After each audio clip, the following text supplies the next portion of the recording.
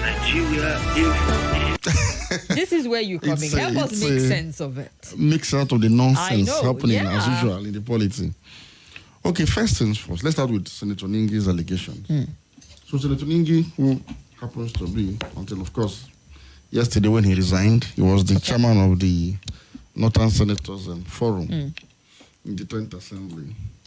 So Senator Ningi, a member of the PDP, who was a supporter of Atiku Abubakar in the last election, a very staunch one at that, and who also supported Senator Abdulaziz Yari from Zamfara against Senator Godswill Akpabio from Akwa Ibom for the position of Senate President during the leadership tours of the National Assembly.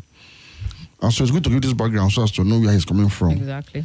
And then, again, as the chairman of the Senators Forum from Northern Nigeria, he, of course, came up with an allegation that there seems to be a padding of the budget to the 2.2 trillion about him. 3.2 trillion was passed alongside the 20 trillion naira budget without any form of details or projects attached of that nature. And again, he also had some other questions about the fact that maybe the not Senator Babio's leadership. It was something that was quite emotive because, again, he rendered this allegation in a vernacular medium, Hausa language specifically speaking, and Hausa, and then it was beamed to Nigeria's predominantly Hausa-speaking north. And so, being the senator, the chairman of the Northern Senators Forum, so he had some level of legitimacy to speak on issues concerning the northern region. And so, his statements were quite weighty, and it raised a lot of concerns, particularly in politics such as ours, where identity politics of ethnicity, religion, and of course region is very rife and drives political process essentially. And so the Senate decided to take action. First, some clarifications were made by the Senate. And the Senate informed the nation that, look, contrary to his allegation, the 3.7 trillion he was talking about actually are what we call the statutory transfers that derive their funding from first-line charge. And that by usual parliamentary practice, that did not start with this 10th Assembly, statutory transfers do not necessarily come with details. And that they are usually lumped together and just passed as a budget. And this includes the judiciary, the National Assembly budget itself, and some government-owned enterprises like the NNPC, and some other statutory bodies like UBEC, like INEC, a lot of other such bodies.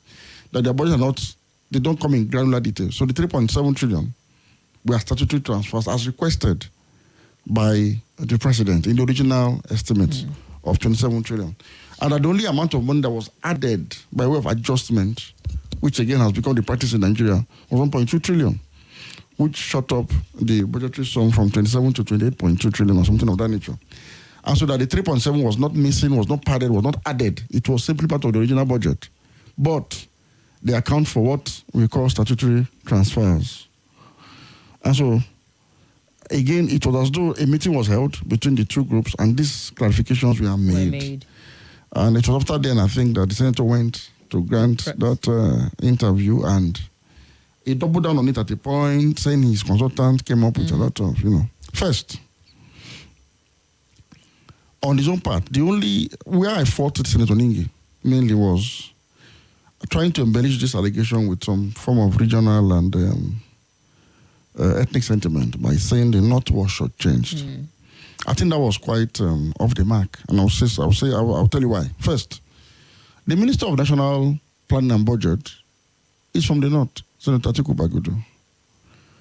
Now, between the two chambers of the National Assembly, it's actually the House of Reps that has more power of appropriation than the Senate. So during joint committees, the House of Reps actually leads during harmonization of both budgets. And if I'm not mistaken, the Speaker of the House of Representatives is from the Northwest, Speaker Tajuddin, right? And the Chairman, House of Reps Committee on Appropriations, if I'm not mistaken, you can check that. I think it's also from the North or so. And in the Senate, for example, the Deputy Senate President is from the North. And if there's one thing you cannot really fault President Tinubu for so far, is that, yes, you can say maybe you may have noticed the speaker is from the north. And I also believe that the chairman, House of Reps Committee on Appropriation, I don't know him, but I think the last I knew, I think it was from the north too, but I don't know. But I'm just saying that, look, you have enough northerners in the process of budget making in Nigeria for the region to be shortchanged. And so if there are any credible evidence of the north being shortchanged for the south, I think these gentlemen should be held responsible, because they have the responsibilities to put across whatever interest that there is to be advanced from that region. So Ningi should have taken this. You're right, Abubakar Bichi. So Ningi should have taken this this query or this concern to members of the National Assembly, particularly the leadership level, that are from the north, and the Minister of National Planning, that's from the north. You should have taken it to this quarter first to say, look, we've noticed that in the process of making this budget, you guys should change our region. So if a redress can be sought, fine. Again, like I was trying to say before you came up with your fact checks, the President Bola Ahmed Tinubu, you can be faulted for so many other things. But the one thing that you can't fault him for, really, as an experienced politician who knows how he got to power, the president seems to be very conscious of how he treats the North, because he knows that the North played a very significant role in his coming to power. I said this because if you look at the voting pattern in the North, it was evenly split between himself from the South and Atiku, who's from the North. So every vote he got from the North was something that he needed to appreciate, because he had an option in voting for one of theirs. And so if you look at the vote tally, he had more votes from the North than Atiku. Even Atiku had wider spread of his own votes in the North, particularly across the Northwest and the Northeast. Atiku won 4 states in the Northwest and won 5 states in the Northeast, but he didn't win any state in the North Central.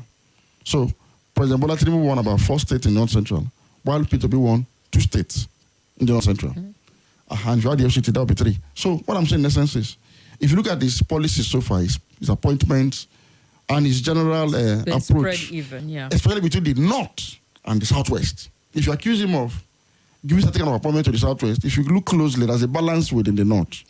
And again, he has also tried somehow to improve upon the inclusion of the Southeast, for example, in his own government, from what we saw in the last 8 years of the President Muhammadu Buhari administration. So, by and large, as an experienced politician, he has this balancing act that has not really, should I say, you can't accuse him at this point. As of today, you can't accuse Tinubu of marginalizing the North. So I don't think Tinubu will bring a budget that will marginalize the North in terms of project location and funds allocation for development. I don't think so, really. Again, in the evaluation of the budget making process, Northerners are well entrenched from the cabinet level, where you have Atiku Bagudu as the Minister of National Planning and Budget, who probably prepared the draft on behalf of the executive. And coming to the National Assembly, the House of Reps have more power in terms of operation than the Senate.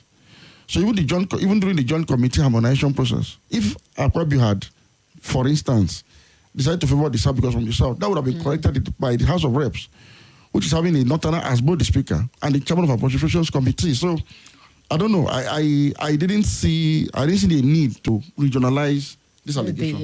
The allegation should be brought on the merit of, okay, why do you... Well, it's very typical of our politicians to always look for that divide to ride on it. Yeah, so now I gave the background of his own antecedent of being somebody who is very pro-North. So it is easy to conclude that because of his pro-Northern stand in the last election, even during the National Assembly Tozu, it was quite easy for people to conclude that maybe he's still trying to pursue an agenda to discredit a president from the South. However, on the merit of his allegations, I think there should have been 1 or 2 merits as per why do we still have the practices of not giving granular details of statutory transfers? Because for me, every government expenditure must be accounted for, must be budgeted for, down to the most minute detail. So these lump sums that are usually allocated to statutory bodies that have first-line charge allocation, nothing stops the National Assembly from going into details or asking for details from the executive arm of government that prepares this estimate. So say, look, we need to know what is going to what. And, do a proper debate on them. I think that's something that we should correct going forward. So I'm sure that was what Ningi mistook for pardon. If in case, I'm saying beyond, maybe if he has certain sentiments he's trying to push, if on the surface of it, that probably he's not aware, he's not well informed. He's not like a rookie. A neophyte, for one, that you would say it is first because time. He's been a senator for, so this is his third term as senator. He's been a Senate leader before too. Exactly. So I also expect him to have known that, well, this is the normal parliamentary practice in Nigeria. These things don't come with details. You can debate as a senator today to say, from my experience as a senator, I think this line item should come with details. Because you believe that somehow this could be a conduit pipe for siphoning funds that are not properly accounted for. I think based on this, and if it comes with this from the position of an opposition party in the National Assembly or in the Senate, we are members of the PDP and other opposition members can say, okay, let us use this again to push for more accountability in government, especially now that we're having serious challenges. That would have gained more traction. But when he decided to rub it with ethnic and religious sentiment, as it were, somehow he left himself open for some of the sanctions we've seen.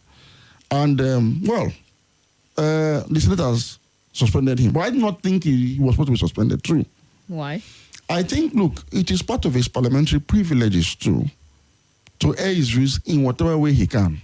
But would it also be part of his privileges to run to the press and run to the media if they were unfounded to a point to a certain degree? It is now for the Senate to actually say it's unfounded. And you see, if you put out the facts out there, people have a way of judging who is just a rabble-rouser and a troublemaker and who's serious. And at best, you can pass a motion, a resolution to condemn his misinformation, willful disinformation against the Senate or against the leadership of the Senate. That would have been okay. Because I'm saying this, given the way and manner the proceedings went yesterday, it now looked as though they were hounding him for much more than what he said. And for some other indications, some other insinuations he's put out there. For example, he made an allegation too that 500 million. No, not 500 million. Before that, he said there are senatorial districts in that Senate that got allocations of as much as 120 billion, he said, and then his own region got only 2 billion or something of that nature. Talking about consultation of projects or allocation of projects to certain parts of the country or senatorial district by some privileged senators, and him not getting enough. He made some of these allocations, and then the other senators stood up to say some people got 500 million and some didn't get. So I think that on both sides, they should have moderated their stance a little bit and not appear to also be in a hurry to punish somebody for speaking up. Because a lot of Nigerians, because of the image of the Senate and the political leadership generally in Nigeria, a lot of Nigerians actually believe what Ningi said. That's the truth. They believe him. They do, a good number. They do. And that tells you that there's an image problem with the National Assembly. They do. And they believe that his suspension was to cover up the misdeed that he's trying to point out. Now, does this indicate that there are no misdeeds in the National Assembly? There are plenty. However, what I intend to talk about today is this. Let us go back to how we got to this situation. If you recall, I've often described Nigeria as a country of national cake sharing, a country of national cake sharing tribesmen, and not a nation of national cake baking citizens. I've always made this analogy whenever I talk about the configuration of Nigeria. By the way, long before Professor Wole Soyinka came up with the word reconfiguration, I think I've talked about configuration and the configuration of Nigeria over and over as against restructuring. Because I think that what you need is to reformat the system and make it work according to the intent and the letters of the law. And sometimes you may not necessarily need to bring down and pull up. You can, because you pull out and bring up and the operating system remains the same. What are trying to run away from the former structure, you find in the restructured structure. Anyway, so why am I saying this? What you see happening in the National Assembly today is sad. But you must understand that that is a direct result or effect of the way Nigeria is configured. It's something we must understand. Let me say this.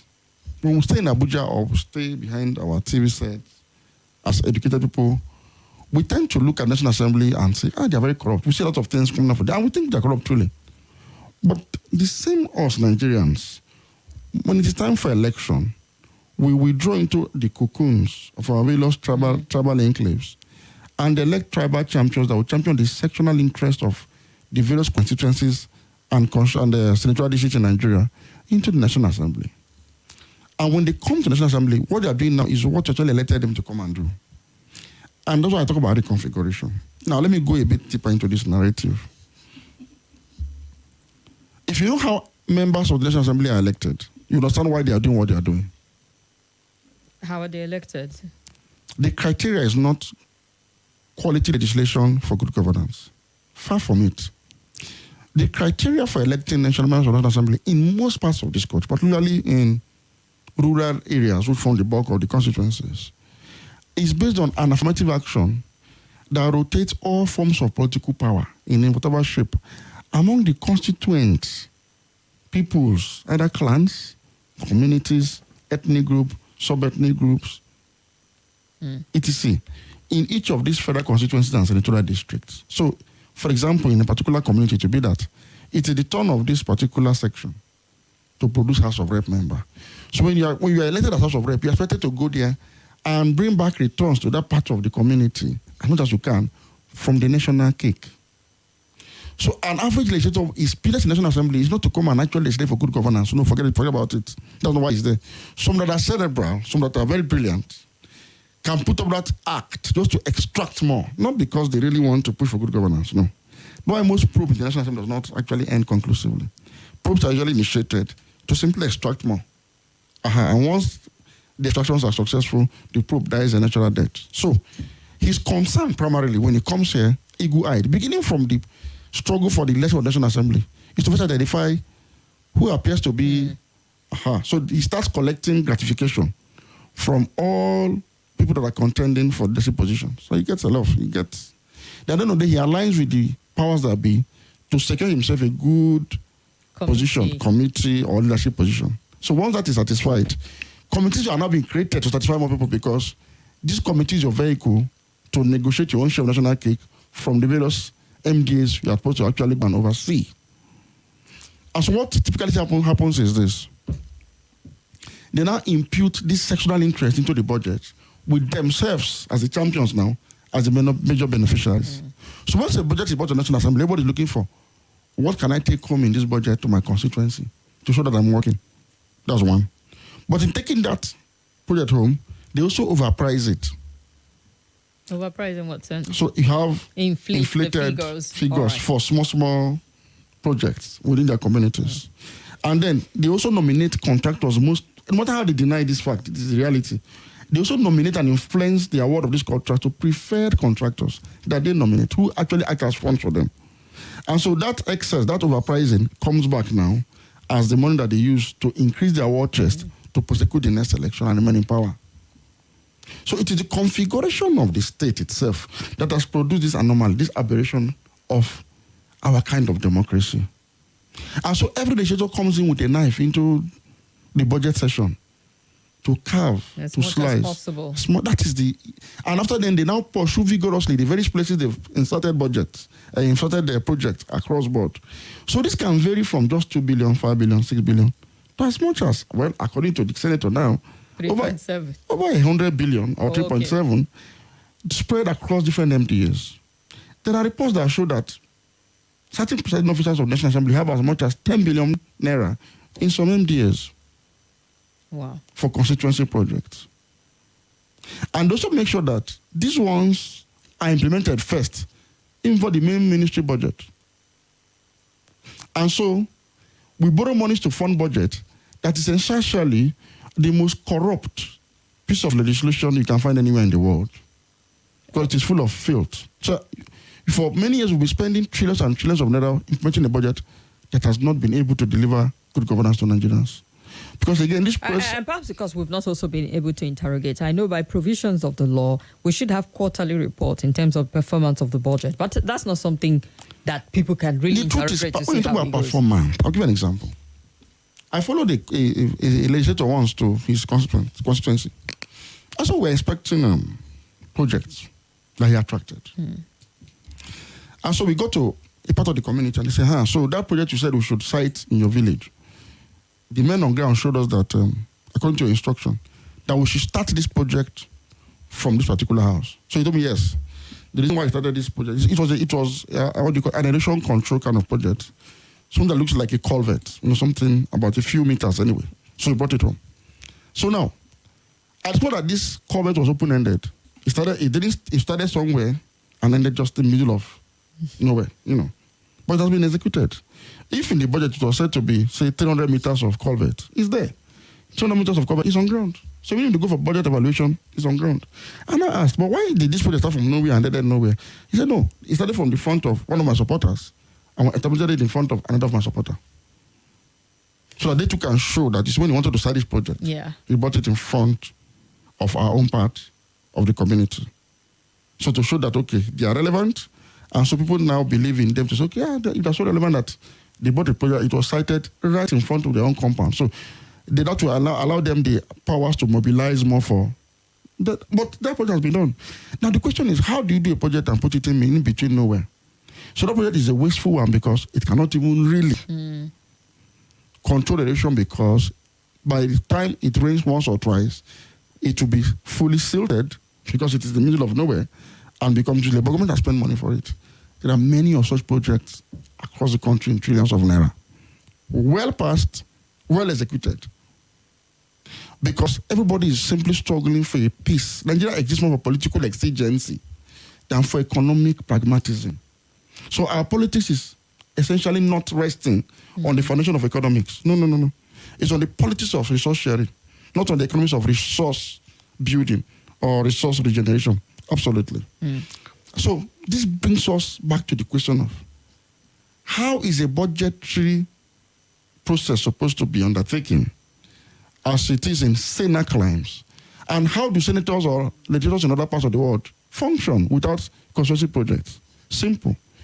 You need to reconfigure the state away from a country of tribesmen to a nation of citizens. It's very important. And to take a deliberate political process to reconfigure this country deliberately, where the ethos, the ideals of democratic citizenship will become supreme, where everybody will now be focused on resource baking or cake baking, not cake sharing. I said this because ordinarily, the business of a lawmaker is to make laws for the good governance of the country and oversight functions, to make sure that that which we have passed for you is executed to the letter without any form of corruption. That's your function. But people will now say, but what are you going to take back home? No, a legislator does not need to take anything back home.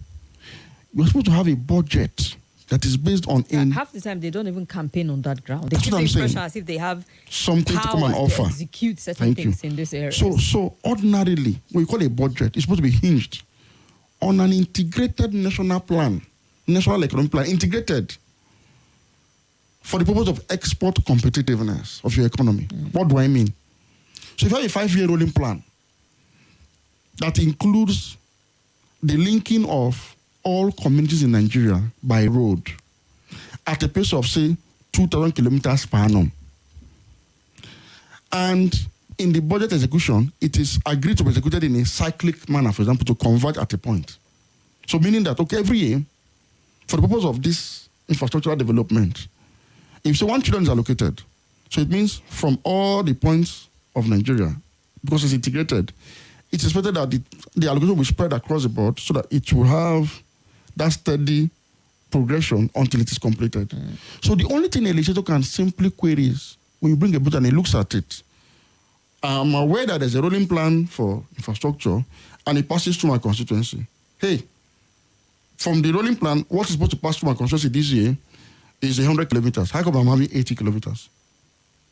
So please complete the 100 kilometers. That's all. But you're going to be, you don't have the powers or the authority to now say you want to alter that plan. No, it's a rolling plan. Now, if your party, where you have ideological differences, maybe believes that rather than fund roads, we think in that plan, in terms of priority, let us fund education only. Hey, you cannot say, look, I don't want this road in my constituency. Switch this fund to the educational facilities in my constituency. This is an ideological thing now. So this is the only way you can argue and make it built. And maybe you can find a middle ground. But in doing this, you have no personal interest. It is not you that point at what you will do it. No, they have a Ministry of National Planning. You have state governments and the Ministry of State Planning as well. So or the executive arm will be allowed to do his job. Mine is that which you have agreed for you to do. You have to do it because it's part into law. So you have to implement it. It's your duty as an executive to implement. It's not my duty to now start putting and inserting in the budget. No. Well, putting and inserting is one area also. And this area of constituency project, which takes us back to the 500 million that some people got and say, okay, it's for constituency project. You also want to look at how this come in. Because if it is put in the budget. You know how they do it? I'll tell you today. It's simple. What you call constituency project is the first priority of most legislators, including the leadership. So when they have agreed with the executive, now look, we have come up with a constituency project of an amount totaling, let's say, 1.2 trillion. Now 1.2 trillion that they added is most likely almost all of them constituency project. Most of it will be. So once the executive agrees, because they will have a lot of backdoor communication channel, and Tinubu being a politician, unlike Buhari, who saw it as an anomaly and had a lot of fights with National Assembly over constituency projects, but eventually agreed during the second time and just let it fly. Tinubu actually allowed it to fly because he knows that these people have to be settled, quote unquote. So once that comes in, this leadership of the National Assembly will sit down and allocate these funds, not in cash, not to their pockets, no. So they will say, for example, if the amount coming to, say, the Senate is 100 billion naira for constituency projects, they could give like maybe 40 billion to the leadership. So if you recall the day that Tony Nwoye was fighting with Akpabio on the floor of the Senate over leadership position that was supposed to come to Labour Party and didn't come and was taken to PDP. And it had to do with this matter I'm talking about now. That fight was because as a member of the leadership, and what is leadership? For example, the Senate president, the deputy, majority leader, the deputy, minority leader, the deputy, whip, minority whip, majority, all of those leadership positions. Hey, they will sit down and have a meeting. So out of the 40 billion that they allocated to the leadership, for instance, the Senate president will have the chunk of it. It's considered his privilege because that position was zoned to South-South, right? And he has a match from South-South. And so it is assumed that being the Senate president, he represents that whole region. So he should have the privilege of having a larger chunk of this 40 billion. So probably 20 or 30 will be given to him. The deputy takes a chunk too because he comes from probably Kano and Northwest and is representing a region. So it goes down the line. So they will allocate these monies down to the last person in the leadership.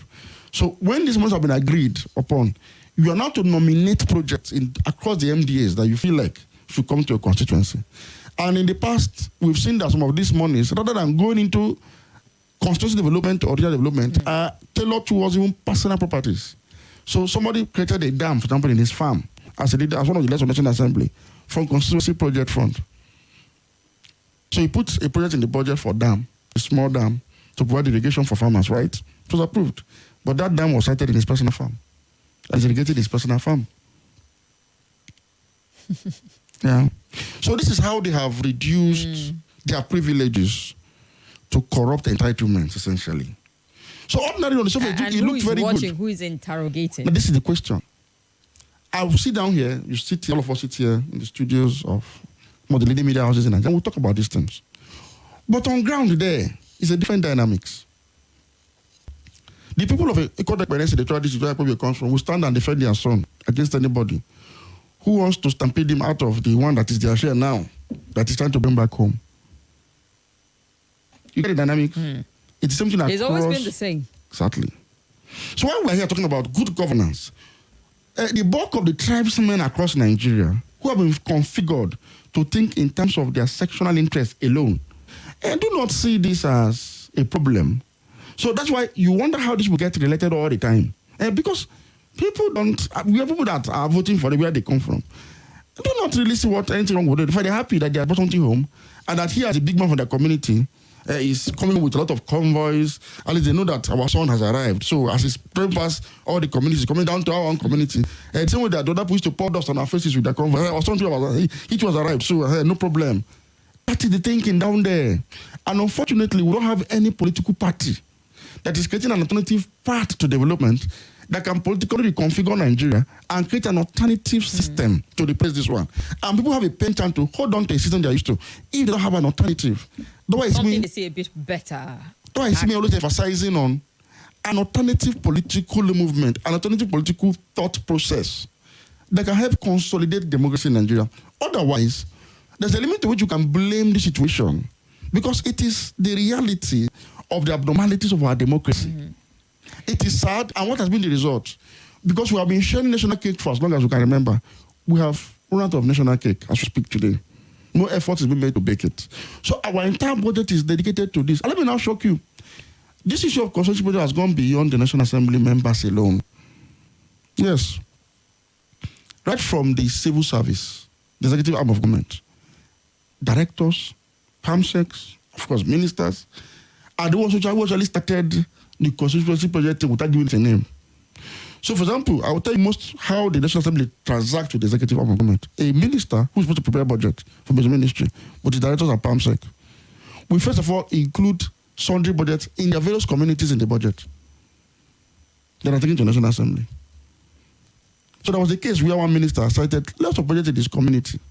And so the committee that was supposed to interrogate his budget looked at it and said, so community. He said, yes, okay. Where are you from again? That community. Oh, really?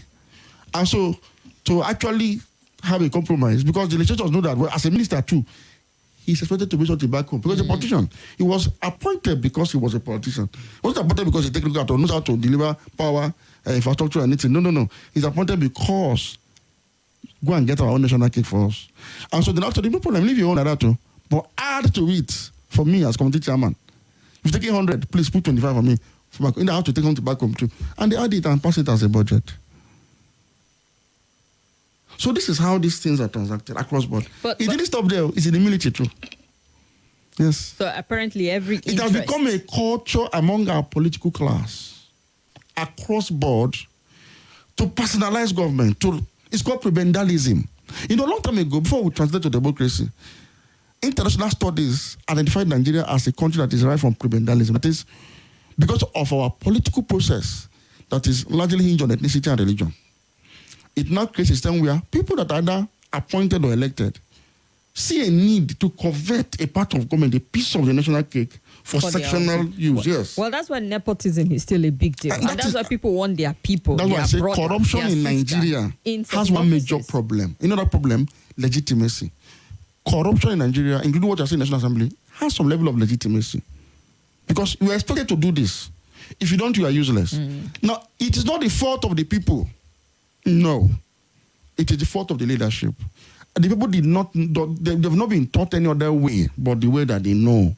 All right. Nigerians are innately good, innately responsible, and abhor all forms of corruption. But you don't have a leadership system that leads by good example of how to do things right and still benefit legitimately. They don't know. Nobody has been able to bring that to base in 1960. Well, Dr. Majeed, I don't know how much of Nigerians or ourselves we can excuse from this, because even the leaders are a product of society. There is a responsibility basically how there's a responsibility that is imposed on you as a leader. And Nigerians have made effort in the past to elect people outside of the establishment. You've seen it. That was why I was quarreling with members of especially the Labour Party that were elected by Nigerians through their sweat and their blood, who got into the National Assembly and appear to have been swallowed up by the same system that Nigerians were trying to run away from. From the beginning, I started pointing out that by now we should have been seeing what we're seeing in South Africa through Malema's EFF. Where even the ANC knows that before we go to their parliament to do anything, Malema and his gang, they're waiting there for also. So they also put their own house in order very well because they know that they are going to meet a challenge.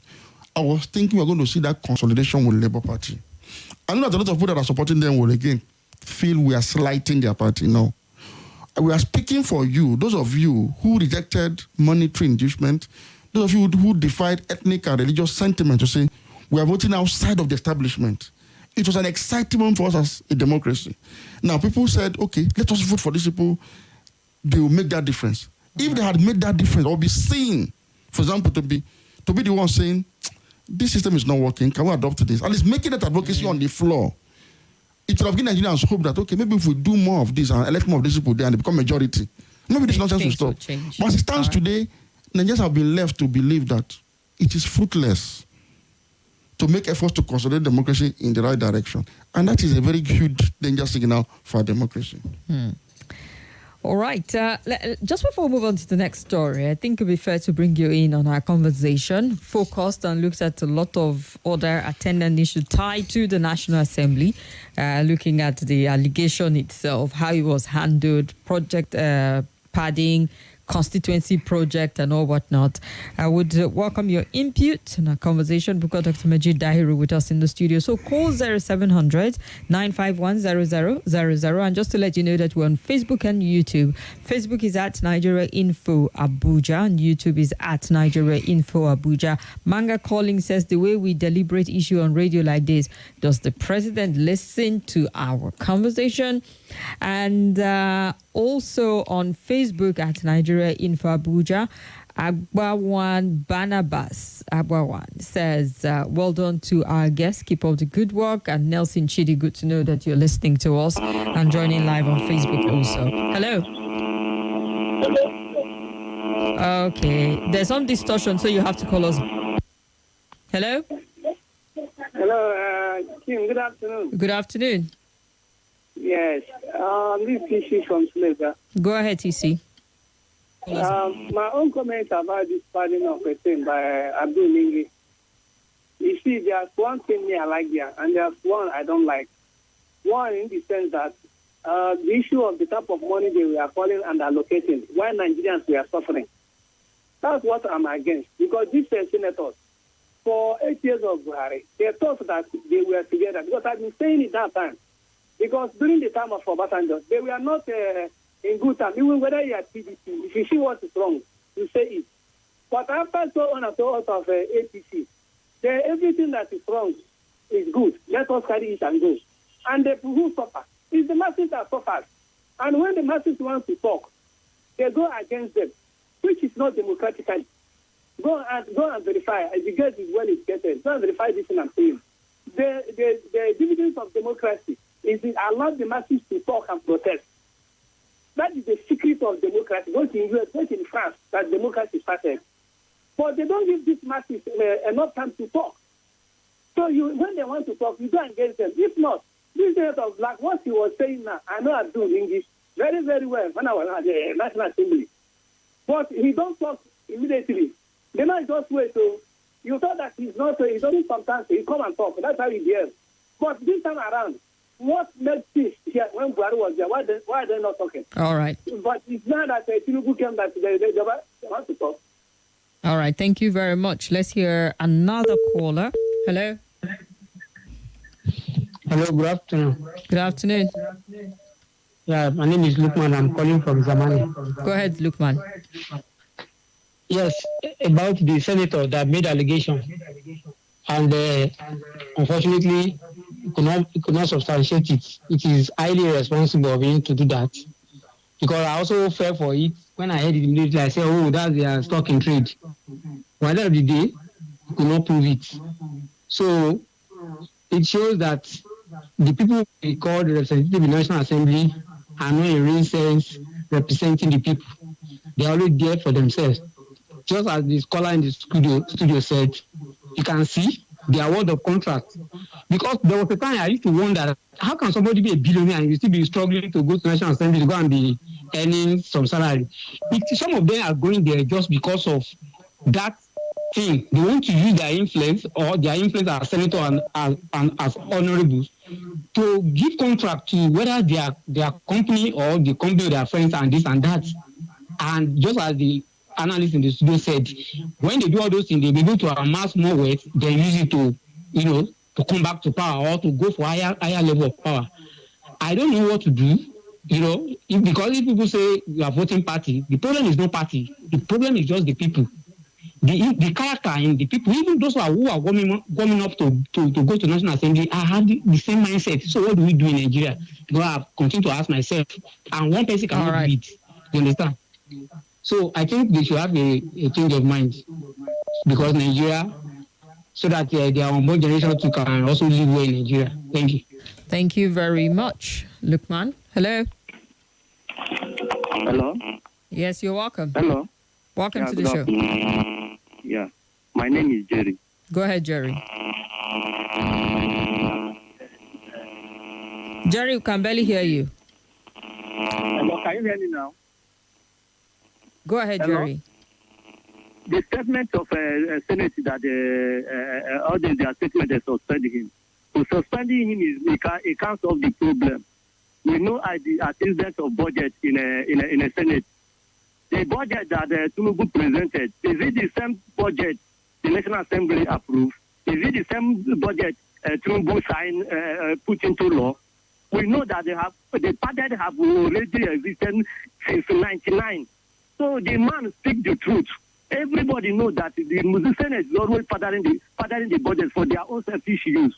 And when you look at the suspended Ningi speak what everybody knows. If he's against his region, he's from that region. It's not the people like from Southeast that when everything done against their region, they keep quiet. That's why you see not any son or daughter of Eastern region can regard their leader as something because they don't fight for their people. Look at what Tinubu done. He go and open a Republic port, live on a port, live a Calabar port, live a Akwa Ibom port. If this thing happen in their region, they will not take it in light. So train from Lagos to Kano, Lagos to Kano State. The man is speak for his people. Let other regions speak for their people, especially Southeast leaders. All right. Them. Thank you. Hello, let's hear another caller. Hello. Hello, good afternoon, Kim. Welcome to the show. And I welcome Dr. Majeed once again. Thank you, sir. I was preparing for another topic today, but like the case of Nigeria, a tree will always fall on another one. Far back... What's your name, sir? We were younger...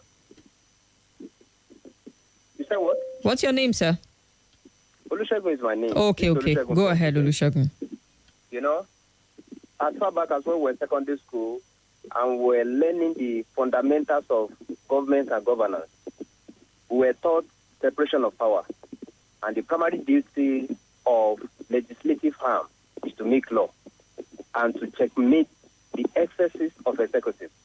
But when they deviate, as the Nigerian case, and they have, taken part of constituency project, which is the duty of the executive as their own, of course, they won't be able to carry out the primary responsibility which they are elected to do. And that is the single answer to the reason why democracy is not being practiced in Nigeria, where we are not getting the result of democracy as it is happening in other parts of the world. You cannot, the National Assembly has displayed themselves not to be a complete animal, and they are not even a complete bird. So we don't know whether we should call them bats. They are meant to be a legislative arm and to check the excesses of executive. But they have intruded into the function of executive by saying they want to carry out the constituency project. And of course, it's a way of getting from national case. That's exactly what they are doing. And that's why we're not getting the result. Just like Doctor said, I have always been looking at it that the way we are heading, I don't think there's any good thing that can come outside the democracy we claim we are practicing. I advocate for true democracy, which I don't know if I call it restructuring. Some people are not happy with that word.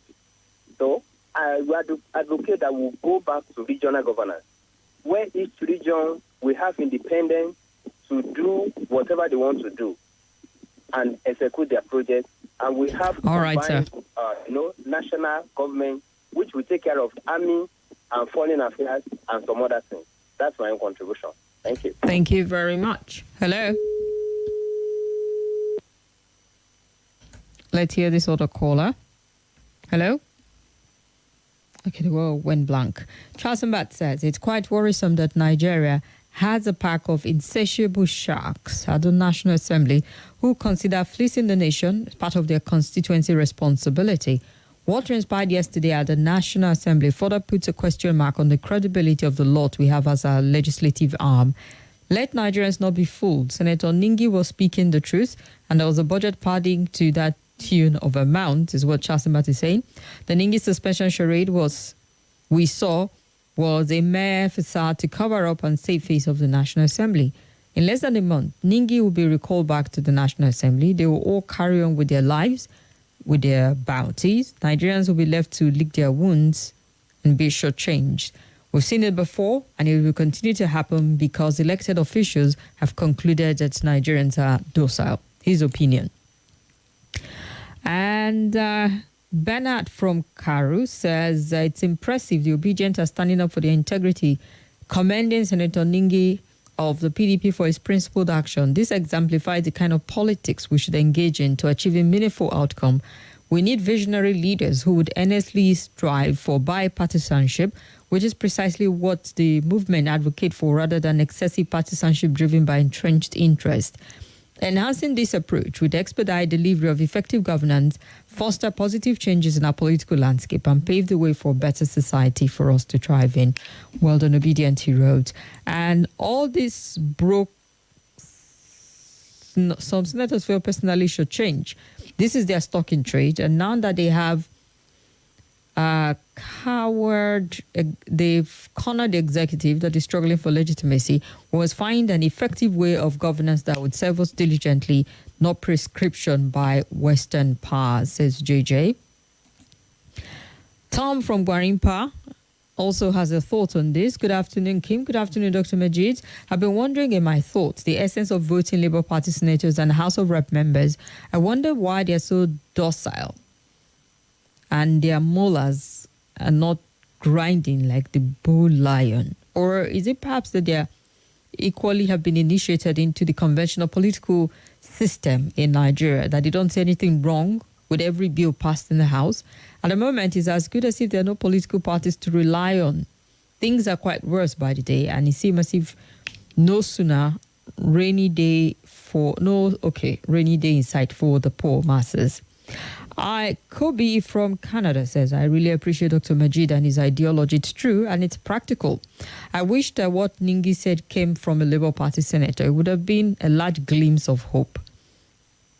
Please, how can Dr. Majeed and his team engage with Peter Obi and the leadership of Labour Party to not just run for president, but also engage successful party members in the legislature to act in line with the party's objective they communicate? Kobe is asking. Okay, good afternoon, Dr. Majeed. You love this country so much, even in your voice. Now, how I wish our leaders in the country can love the nation half as much. Dr. Majeed will come to a place and leadership in the country will come to a place of leadership in the country very soon. The day of bleeding for the nation and the kind of leaders we have in the country today. Why can't good people come to a place of leadership? God bless you, sir. Bookman from Airport Road sent that one in. Okay, let's take this call and then we'll go for a quick break, the news break. Yes, you're welcome. Welcome. Yeah, good afternoon, Dr. Majeed. Good afternoon, sir. Yeah, my name is Chris and I'm calling from Letama. Go ahead. Yes, I want to say something and very important to me and some other Labour Party members. I'm going to say this for the very first time. Dr. Majeed, I've really spoken well, but I want to say this with an illustration from the Bible. The men of God that we are called in Rome, I never heard that they called them alongside their wives. For example, John the Baptist was a great man of God. It was John the Baptist. I don't think anybody has heard of his wife. Whether he's even married, I don't know. Now, why I'm saying this is that we have always heard Dr. Majeed make reference to opposition, especially in the National Assembly, and then the Labour Party. Peter Obi is seen today as the face of the Labour Party, even though the Labour Party has been in existence before Peter Obi emerged as their candidate. We voted for Peter Obi because of his outstanding performance, the character, everything, the courage. Those people who won on the platform of the Labour Party, even the people who voted for them might not have known them. But because of Peter Obi, those people rose there. That is to say, these people will know Peter Obi and Peter Obi will know. Now, let me also say this. Those days we were using the locomotive engine to compare or to ride our trains from Port Harcourt to Maiduguri, which I happen to experience. Each time those trains break down, they will always go for another head, either Kafanchan or Enugu, to go and bring the head. What I'm trying to say is that the head is actually what propels the movement. Once the head is okay, that is the train will get to its destination. We are campaigning for Peter Obi to make him the head, that every other thing will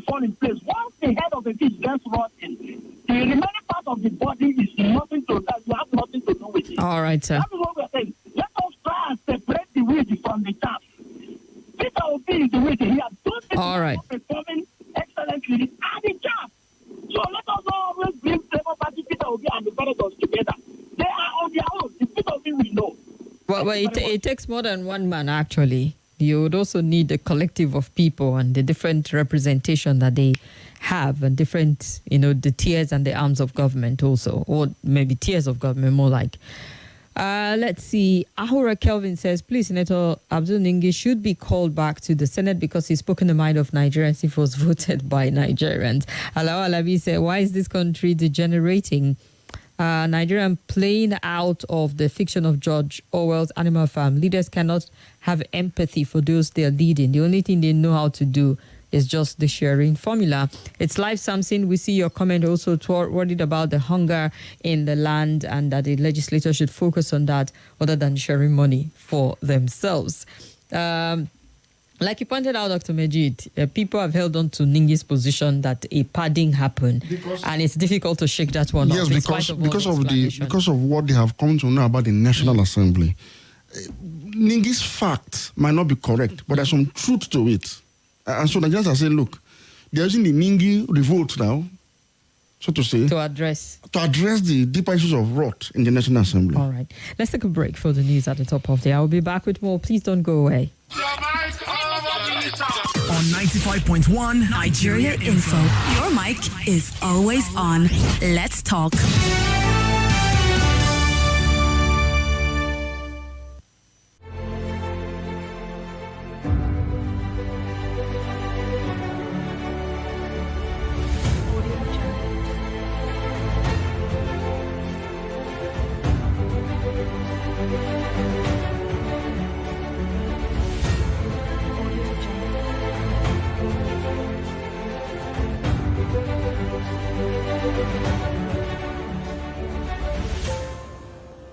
Audio Jungle.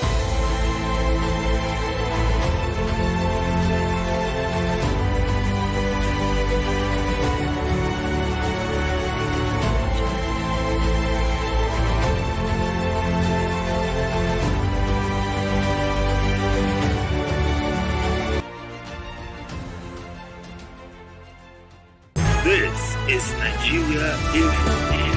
Nigeria Info.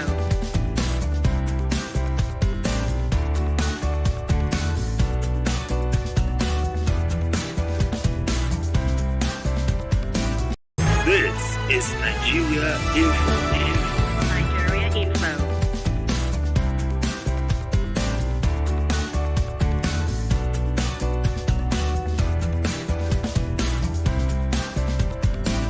This is Nigeria Info.